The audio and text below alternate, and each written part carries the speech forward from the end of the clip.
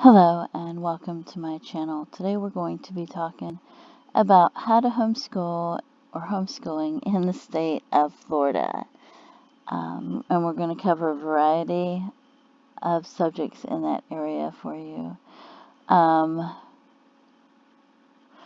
First we're going to go to the hslda.org website, and you can become a member, and that way if you have any legal problems or legal questions, they would probably help you with that.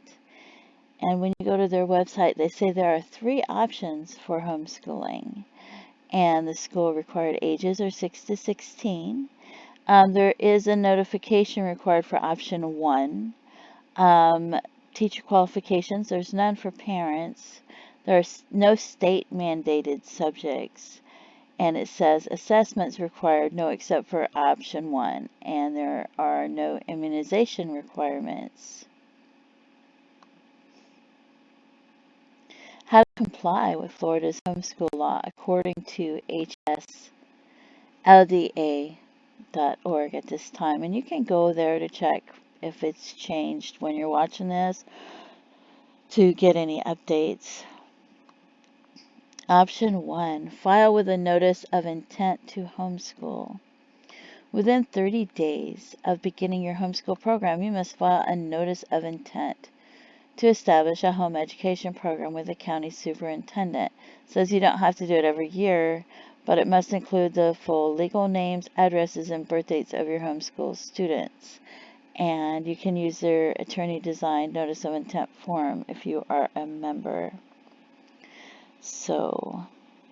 And you're not supposed to add a grade level or a social security number. It says cannot be included in any state or district databases unless the student decides to participate in that public school program or service. It says that you will need to maintain a portfolio. Throughout the year, you must keep a portfolio of records, materials. The portfolio must contain a log of educational activities made contemporaneously with the instruction, with a list of the titles of any reading materials used, and samples of writings, worksheets, workbooks, creative materials used or developed by the student. You must keep this portfolio for 2 years after it's completed. The district school superintendent or his or her agent can, but is not required to review your portfolio only after 15 days written notice. Now, if you're homeschooling and you've decided to do this sort of last minute, you can open a WordPad document and get you a notebook, and then in the WordPad document put like day 1, the date, the time that it is, and then list each subject at that time and what they're doing in each subject. You know, perhaps like if they're watching a history video about Paul Bunyan, you can put that. If they are circling their pronouns in sentences in English, you can put that. And then just keep a record of that. And you can keep it in your notebook and type it into your WordPad document and email it to yourself so that you have it, so you don't lose it. And then start making that list of the books that you're using. And you're probably, if you're wondering what a portfolio is, so that you have a more complete portfolio, what I would put in mine, okay, a portfolio, it might include, you might highlight their best work in it. That's one type of portfolio. Or you might use different samples of their work, because you have to put samples of their work in there. So you might use samples of their work that highlight their best work, or you might choose samples that show a variety of their work and skills, like one that shows their multiplication, one that shows their division, one that shows their fractions, things like that. Or you might want to show a progression in their work. For example, if they're learning their multiplication tables and you're timing them and you do their first page and their timing's not so great, but then you write the time on there and put it in there, and then a month or 2 later you do that again and you write the time on there and you put it in there, so it shows a progression in their work. There are different types of portfolios and you need to decide which one you want to keep. I would keep 2 calendars, one for a tentative calendar of what you think you're going to have the school year to be and which days. And then if it changes, because even in public schools things change, snow days, things like that, something comes up, then that one you can write on it the days that you actually have school. You can use highlight markers, or you can use a pen and write FT for field trip, put an X on it for a school day, H for holiday. Then you might want to put a list of subjects and electives next to each subject or elective that you're going to use. You might put a website or a book that you're considering using if you're planning ahead, and a list of field trips you're considering. And then at the beginning of the year, the assessment tests that you take at the beginning of the year and what their scores are and how they did, and copies of it so that you have that. A list of subjects that you actually decided upon, along with the website or book you chose to use for each of those subjects. And then the one that was tentative, you can keep that because next year you might want to use one of your other favorites. Contents from each subject from the website or books that you have chosen, you can print those out and put those in there, so that shows math, everything they're going to be doing in math, English, everything they're going to be doing in English. A list of field trips that you've chosen. If you've chosen career-oriented field trips, you might put a list of questions that you plan on asking the different people in the different types of careers. School grades of your assessment tests, or as you go along during the year, you're going to also give them assessments like once every 6 to 8 weeks maybe. And even during the day, you might make notes of how they're doing on each subject and which ones are struggling, which ones they enjoy the most. And then you might want to put, like if you're giving them report cards, or at least just assessments of how they're doing every 6 to 8 weeks, so that you can have notes of their progress. You might want to put that in there. If they are doing a portfolio themselves, which they should be participating in the one that you're creating, or at least doing one themselves, they could self-evaluate their work and their progression at the same time. Copies of papers filed and proof that you filed them, that you filed with the Board of Education. If you go on field trips where there's flyers or maps or leaflets, you might want to get 1 or 2 of those. Put that in there with a student writing about the field trip and the date that you went on the field trip. If you're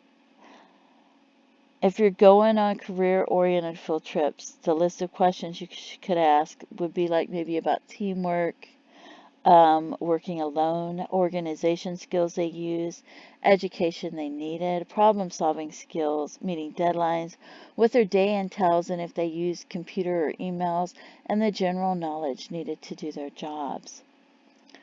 Okay, and then if they have to have yearly testing, then you're going to need proof of their yearly testing and what their scores were, because you might also have to have yearly testing with a public school done by a teacher or something like that. And you might want to carry a notebook with you and jot down day 1, the date, the time, the subject, the name of the book or the website, what they did. And then you can type it into a document and print it out to include in the portfolio once a month, once every 2 months, things like that. And like I said, sample from each subject, sample work, maybe 3 to 4 pages a month for each subject. Maybe a page before the sample of the work explaining why you chose that sample or those samples to put in the portfolio. And as a portfolio grows, you might add tabs or even a table of contents. Names, emails, phone numbers for any contacts, as well as homeschool support groups and the contacts that you have from the school. And you might want to evaluate, you have to evaluate your student annually. Each student must be evaluated by one of the following options every year. Have educational progress evaluated by a teacher holding a valid regular Florida teaching certificate and selected by the parent. The evaluation must include the review of a portfolio and discussion with the student. That's why it's important to have the student participate in creating the portfolio. It also helps them have pride in their work, or they could do their own portfolio and you can help them. You could have 3 different portfolios, one for your keepsake, one for the student's keepsake, and one that you take with you in case they decide they want to keep selections of your work so that they don't keep your favorite work. And I don't know if they keep your work in Florida or not, but sometimes if you have a parent teacher or an umbrella school that comes by, they might want to keep selections of the work. Take any national norm student achievement test administered by a certified teacher, or take a student assessment test used by the school district and administered by a certified teacher. You could be evaluated by a Florida licensed psychologist or other valid measure as long as it's mutually agreed upon between you and the Department of Education. And then you have to file a notice of termination when you complete their homeschool program or your family moves out of the county. You should submit a notice of termination, and you have 30 days to do that. And there's more information at this website that you can read to get questions if you have questions, because I'm not an attorney and I can't answer legal questions. I'm just trying to go over a variety of things to help you with your homeschooling. You can homeschool under a private school or umbrella program, and it explains here what that is. But you're still responsible as the parent to ensure that that school in which you enroll your student is in compliance with all private school requirements mandated by the state of Florida. And you can choose a private tutor, but they must hold a Florida certificate to teach the subjects or grades in which instruction is given. And they have to keep records, and then they have to make sure that they're in attendance for 180 days, or the equivalent on an hourly basis.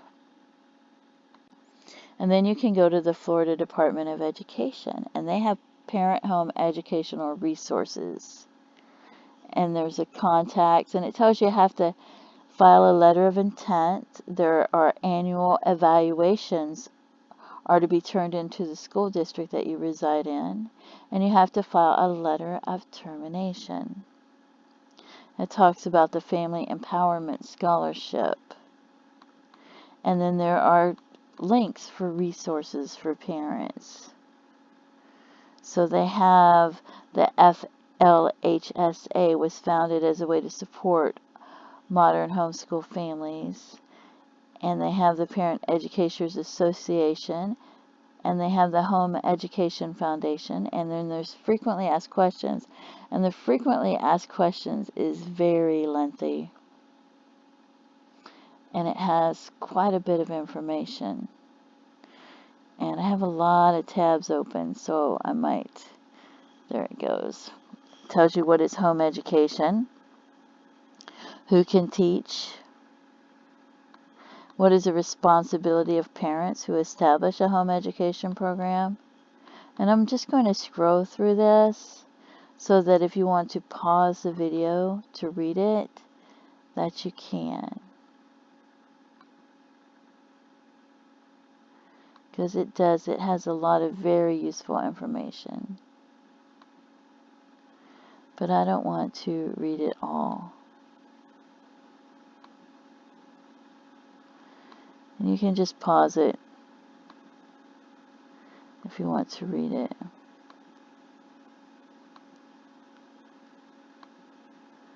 And I'll scroll all the way down. Otherwise, you can just go to the Florida Department of Education .org website and click on it to see it. Okay, and this one has online. You go online, and this is mathmammoth.com, and they have placement tests, free assessment tests. So if you want to give your child assessment tests at the beginning of the year, you can go here, and then they have answers in the grading system and stuff. So you can download these tests, or you can save them as PDFs. So this is an excellent website to get the math ones. And then these are reading ones. So you can go get reading assessment tests as well. And there's other ones on the internet that you can find, but I just thought I would show you some of these because I thought it might help someone, which is the point of the video. And Khan Academy, I don't know if you've ever heard it. They have free curriculum for everyone, everywhere. It doesn't cost anything. So if you want to use their curriculum, you can. And they go all the way up to college classes. And a lot of people love Khan Academy. There's also allinonehomeschool.com, which is also known as Easy Peasy Homeschooling. And they'll take you to a link to try to donate. And you can cancel it when you go to you click on it to go to PayPal to donate, and you click cancel, and you can join for free. And you can donate later once you've been using it and if you find you like it. And they have, they even have Bible and things like that. I really love All-in-One Homeschool. My granddaughter loved it, but it's been a few years since we used it. iXL isn't free, and I think it's around $20 a month. But one of the good things about iXL is like when you go to print off the contents to put into your portfolio of each subject, this one shows, you can see how easy it is, and you can write the date next to it or check it off as you do it, and then you can see, you can write it down in your portfolio what they did that day. And you can easily print this off, and then when you do your day by day, you can just use a WordPad document, put day 1 and the date, and then the time that you start school, and then you can put like 8 o'clock math, IXL.com, numbers and comparing, even and odd, things like that. So you can do that, and you can even use this to test them to make sure they know how to do this in the middle of the end of the year, what they've covered. Okay, At Home Middle School is an excellent resource for middle schoolers. It has only 6th, 7th, and 8th grade, but still a great resource. Hippocampus.org is a resource for middle school to college, and you can see on the left-hand side the subjects they have, and you can check that one out. Ideal Families. Now I'm showing you this because I just want you to see their layout. See how they have this organization, books, and they list the books. If you've never homeschooled before, or you're trying to put your portfolio together, and you can do this, like you can put literature, social studies, things like that, and then you can list, you know, what you're going to use. Like literature, you can list the websites that you're going to use for literature, the books that you have, your social studies materials, things like that. And then as you break it down over time, or you choose the ones you want to use, you can put that in your portfolio, a list of these. And it helps you see how to do it. So, but you can put the names of them. So if you're not sure which curriculum you want to use, you can put complete curriculum, like they have books, and you can put IXL, All-in-One Homeschooling, Khan Academy. And then later on, when you decide on the one you're going to use and you begin homeschooling, you can keep the page that has them in case you want to use them next year, and create a new one that says, you know, complete curriculum, IXL, if that's the one you're choosing for the year, so that you have your selection for the year, and you have like your list of favorites in case you want to use a different one the next year. And this gives you ideas for how to do that. And then a printable calendar, I would use 2 of them with the little boxes. One where you highlight the days, or you mark off the days that you plan to have school, and the days you plan to have field trips and holidays. And another one, like if that you mark off as you actually have school and field trips and things like that, so that you have 2 calendars, a tentative calendar and a calendar that actually happens, because sometimes stuff comes up and you end up not having school on a certain day, you know. That way you have both calendars in your portfolio. And here's a website. It's purplemath.com, and people have used it in college. It's good for older students to help you with your math, and it has instruction, and you'll see. And it also, you can see all the different things they need to cover, so that way if they miss something, you can go over with it. You should know how to do it. But it covers pre-algebra, algebra, geometry. It covers, I think, 5th grade math up to college, and it's an excellent page. There's also extramath.org, which I believe All-in-One Homeschool uses, and now it costs a fee, but it's a very small fee. You can see $2 per student, and I'm not sure if that's $2 a month or $2 for the whole year, but it's an excellent resource. It helps keep their skills up. They do little like games and exercises, so it helps keep their it helps hone their skills, I guess you would say, so that they're faster at their multiplication and they're faster at their simple math. And this is Project Gutenberg, and this is for reading books. So if you need books and you don't want to leave and go to the library, especially with COVID or something like that, and you need books to read, this one has a lot of them. And it doesn't show them right here. It's displaying results 1 to 25, and you can click on the next page and go through them. So you can click on a page. I'll show you like Peter Pan. We'll click on this book, and we'll go to read it in HTML, and there's the book. The book's right there so that you can read the book. And it has a lot of different books, different grade levels, things like that. And another one that's really good that has a lot of books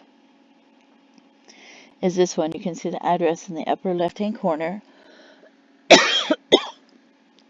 Sorry about that. I need to drink some water, I guess. It's International Children's Digital Library, and it has thousands of books. So you can click on a book like The Three Little Kittens, and you go on there and it says read.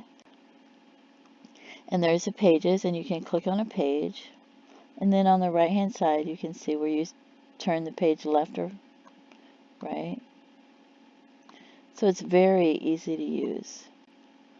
And it has, I don't know, thousands of books. And you might see some of them listed twice, but usually I think it's because they came out different years. So they might be a little different, but thousands of books. I don't know if you can see how small the scroll bar is, but. And this is just to show you Schoolhouse Rock, which you can find on YouTube videos. A lot of people have YouTube playlists of Schoolhouse Rock. And it's little songs, and they teach grammar, science, economics, history, mathematics, and civics. And it's mostly for younger children, but they love it. So it has the multiplication tables right here. You see the word subject. And if you go look for these on YouTube playlists, you'll find them. Schoolhouse Rock. And they have multiplication songs, which help them with their multiplication tables. They have Grammar Rock, which here's the subjects it covers. And this is an excellent resource. American Rock, and you can see the subjects. So that covers immigration, branches of government, things like that, electoral college. Science Rock, and there's the subject. So it covers a lot of things, and it's a lot of fun for children. And I just wanted to mention that.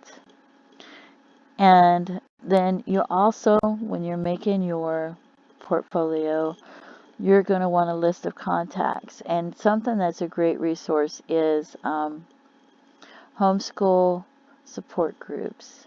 And you can find those online at different web pages if you Google for them, but this is one of them. So this is fpea.com/groups. So you can go there to find them, and you just click on them, try to find their emails and phone numbers and contact them. And some of them might be co-ops, and some of them might be groups. And that way you can see they have a lot of them here. So, and they share resources, and they help you with information, general information at homeschooling that you might need information as you go along. They'll help you. And also, they might have books that they swap about. You know, you might want to, if you need books or you want to share books and donate books to other homeschoolers, these are great resources. So, and some of them might have email lists where they share a lot of information. So I hope that if you're homeschooling or you're planning on homeschooling in the state of Florida, I hope that this video helps you. And again, I'm not an attorney, so I'm not familiar, with legal questions, but hopefully I went over and helped cover a lot of general information for you if you're planning on homeschooling. And I really hope that this video helps somebody out there that's planning on homeschooling. Please feel free to leave comments. Thank you so much for tuning into my channel. Have a great day. Bye-bye.